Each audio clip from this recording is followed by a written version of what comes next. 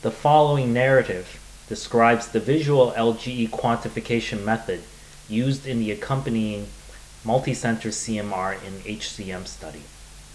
I will begin with a representative basal short axis contrast enhanced CMR image from an HCM patient in which LGE is visually apparent. To start, borders are manually applied to the endocardial and epicardial surfaces of the LV myocardium. This is performed in a manner identical to that used when quantifying LV morphological parameters on the cine short axis stack. Of note, papillary muscles and LV trabeculations should be included as part of the blood pool and not as LV myocardium. Although only one representative slice is shown here, the process is repeated on all short axis slices of the LV chamber. Next, place the pointer over the intensity threshold slider, shown here on the left-hand portion of the screen. As you move the slider to the left, a red grayscale threshold automatically appears in areas of myocardium which are bright.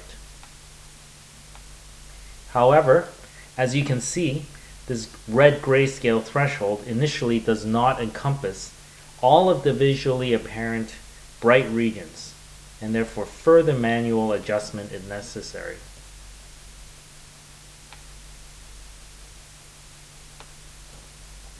Continue to move the intensity threshold slider to the left. As you are doing this, you should adjust the threshold until all visually apparent hyperintense areas or bright areas are completely filled in by the red grayscale method. Only include the areas which are bright white of a much higher signal intensity than the normal or null myocardium, which has a much darker appearance. Exclude areas that appear gray rather than bright white. Next, you should visually inspect the image to confirm only bright areas within the LV myocardial borders are included by the red threshold. In this regard, particular attention should be made to ensure that no portion of the bright blood pool of the LV cavity has been included.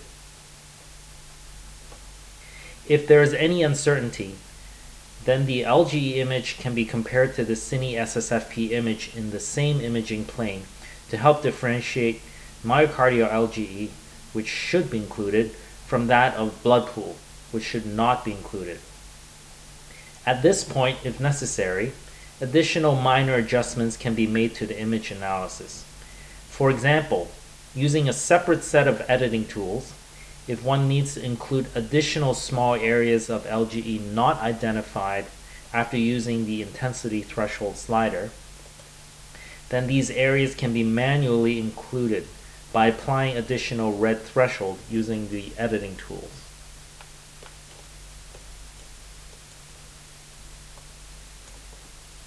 Alternatively, if there are areas of the myocardium which should not be included by the red threshold, these areas can be erased using the editing tools as well.